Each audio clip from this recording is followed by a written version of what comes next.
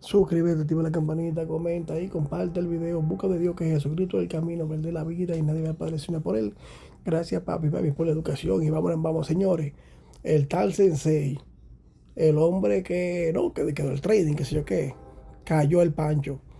Ya se le está quedando el imperio. Ustedes saben que él, dice, no, que si tú haces esto, tú haces aquello.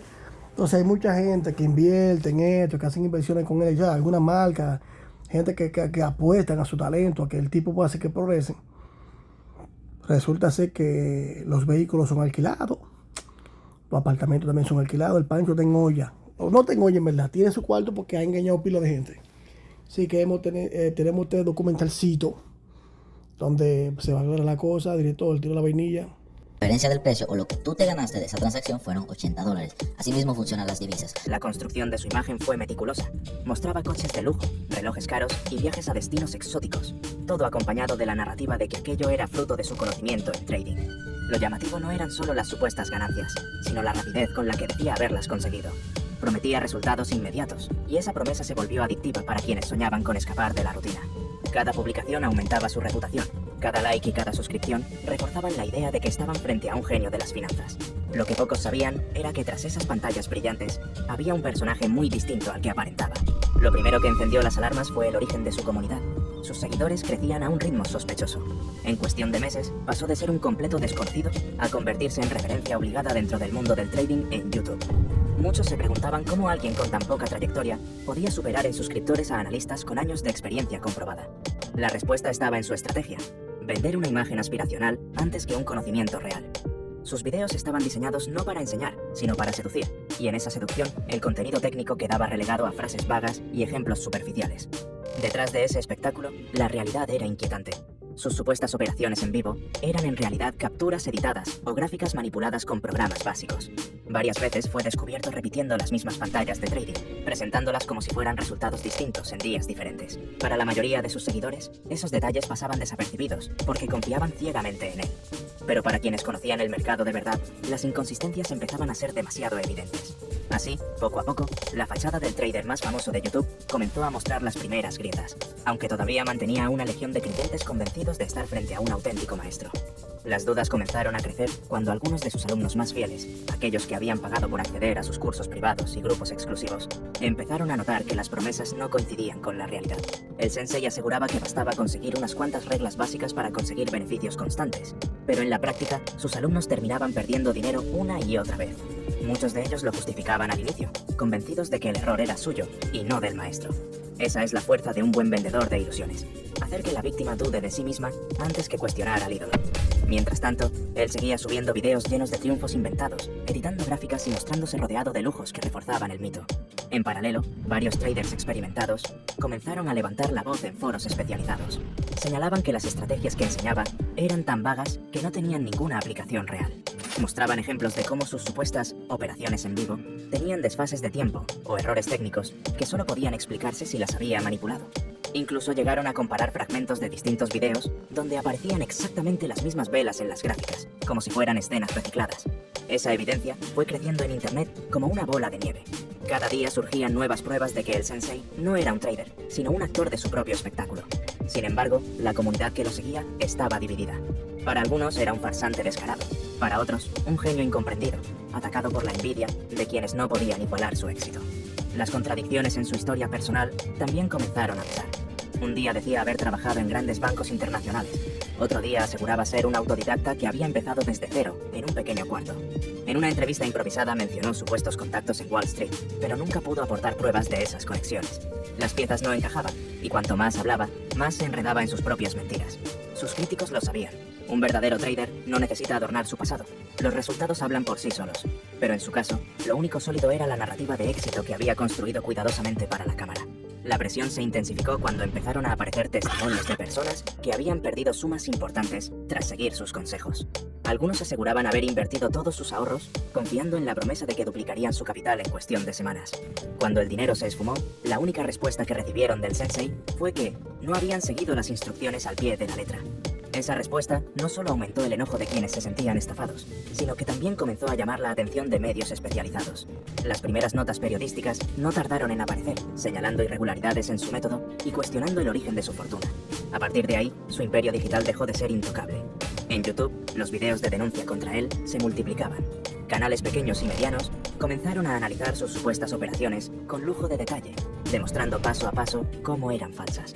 Algunos incluso lo desafiaron públicamente a mostrar cuentas verificadas o resultados auditados en tiempo real, algo que nunca hizo. Cada reto esquivado aumentaba la sospecha de que todo se trataba de una fachada. Lo curioso es que, en lugar de responder con pruebas, el sensei contraatacaba con más ostentación.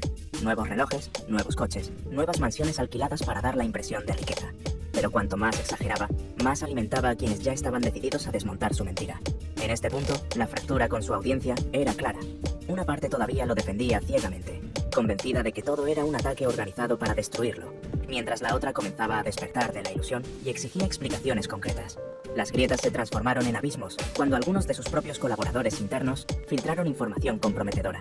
Documentos que mostraban cómo inflaba cifras, capturas de chats privados donde se reía de sus seguidores, e incluso contratos de alquiler de los autos y casas que usaba para sus videos. Cada filtración era un golpe directo a su credibilidad, y la figura del trader exitoso empezó a tambalearse frente a todos. La exposición pública llegó como un huracán. Lo que hasta entonces eran sospechas compartidas en foros y canales pequeños de YouTube, se transformó en un fenómeno viral. Un reconocido creador de contenido financiero dedicó un video entero a desmontar, con pruebas, cada una de las supuestas operaciones del sensei. Puso en pantalla fragmentos de sus videos y demostró cómo los gráficos eran falsos, cómo repetía la misma plantilla una y otra vez, y cómo los lujos que mostraba coincidían con propiedades de alquiler fácilmente rastreables en Internet. Ese video alcanzó cientos de miles de reproducciones en cuestión de días, y fue el punto de quiebre. La figura del trader impecable se convirtió de golpe en sinónimo de fraude. De ahí en adelante, cada pieza de contenido sobre él solo aumentaba la indignación colectiva. La reacción del sensei fue tan predecible como errática. Lejos de dar explicaciones, intentó silenciar las críticas enviando amenazas legales a quienes lo acusaban. Varios canales denunciaron que habían recibido correos de supuestos abogados exigiendo que borraran los videos donde lo exponían. Pero esa táctica fue un tiro por la culata. En lugar de frenar la ola de acusaciones, la multiplicó. Ahora no solo lo señalaban por fraude, sino también por intentar censurar a la comunidad.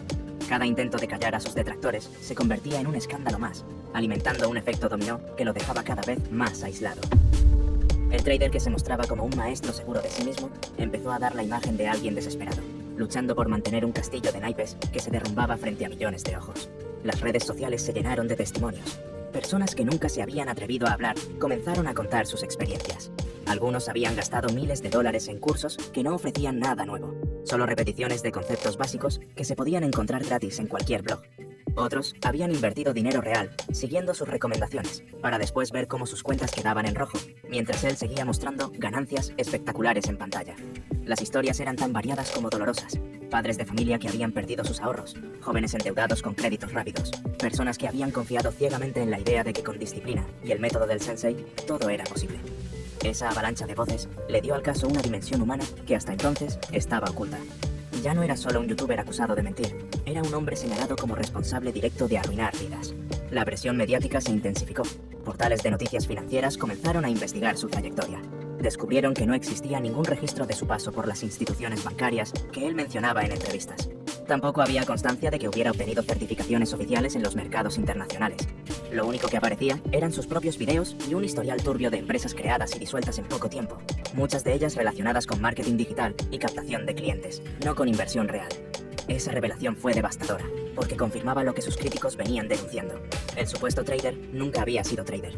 Su verdadera especialidad era construir una imagen rentable a base de humo, explotando el sueño de la libertad financiera que tanto atraía a la gente. A medida que las pruebas se acumulaban, su comunidad comenzó a desmoronarse. Los grupos privados de Telegram y Discord, que antes eran espacios de adoración y obediencia, se transformaron en campos de batalla. Algunos seguidores pedían que se transparentaran los resultados reales, otros directamente acusaban de estafa y exigían la devolución de su dinero.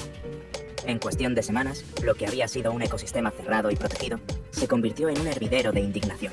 Incluso aparecieron movimientos coordinados de exalumnos que recopilaron pruebas para presentarlas ante autoridades financieras.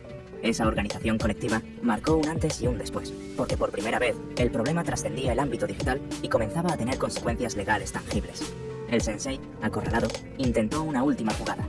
Publicó un video donde aseguraba que todo formaba parte de un malentendido, que que las críticas eran obra de competidores envidiosos y que sus resultados seguían siendo reales. Pero lejos de calmar la situación, ese video se convirtió en otro motivo de burla. Sus explicaciones eran confusas, sin datos concretos ni pruebas verificables.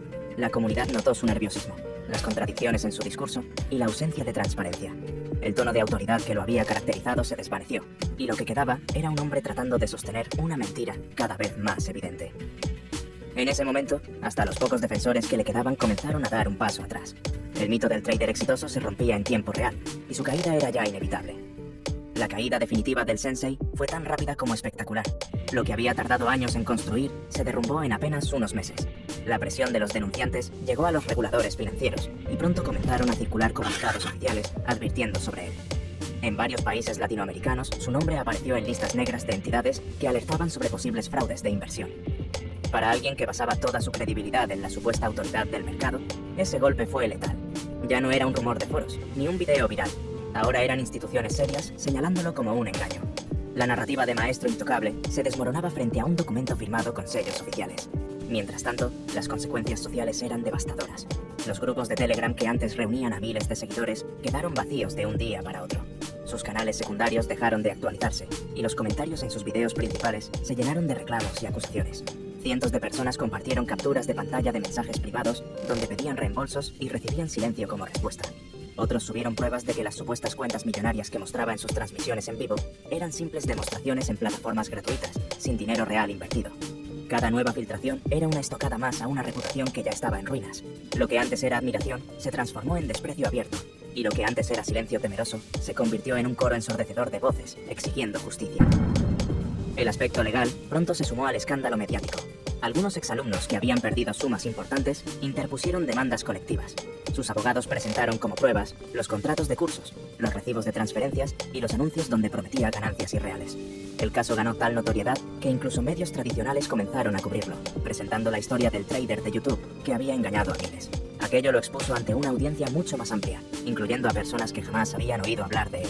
De pronto, el sensei pasó de ser un personaje admirado en un nicho específico a convertirse en un símbolo del fraude digital para la opinión pública en general. Ya no había vuelta atrás. La desesperación lo llevó a desaparecer durante semanas, borrando publicaciones y cerrando perfiles secundarios. Sin embargo, Internet no olvida. Usuarios recuperaron sus videos, los replicaron en otros canales y hasta armaron recopilaciones de sus contradicciones. Lo que antes era contenido promocional, ahora se convirtió en material de burla y análisis. Cada gesto exagerado, cada promesa desmesurada, cada escena de lujo alquilado era ridiculizada frente a millones de espectadores. Su imagen quedó atrapada en un ciclo de desprestigio permanente. Cada vez que intentaba regresar, lo recibían con una avalancha de comentarios recordándole su caída. El mismo algoritmo que lo había elevado al estrellato, ahora lo condenaba, impulsando aún más los videos que lo exponían. Las marcas y patrocinadores que alguna vez habían colaborado con él también tomaron distancia. Ninguna empresa quería estar asociada con un personaje acusado de estafa. De un día para otro, perdió ingresos no solo de sus cursos, sino también de la publicidad y las colaboraciones que le daban visibilidad. Sin esas fuentes de dinero, los lujos que mostraba comenzaron a desaparecer. Los coches que antes enseñaba en sus transmisiones ya no estaban. Las casas de fondo dejaron de aparecer, y el estilo de vida que había sido su carta de presentación se desmoronó junto con su reputación. El trader millonario ya no podía sostener la apariencia, y el contraste entre lo que decía ser y lo que en realidad era quedó expuesto de manera brutal.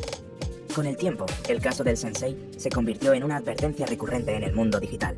Analistas financieros lo citaron como ejemplo de cómo las redes sociales podían fabricar figuras de éxito con base en puro marketing y manipulación. No es que digamos que todo es mentira en las redes, porque tú puedes enseñar lo que tú tienes. Ahora bien, muchos enseñan lo que no tienen. Que el lujo, que esto, aquello.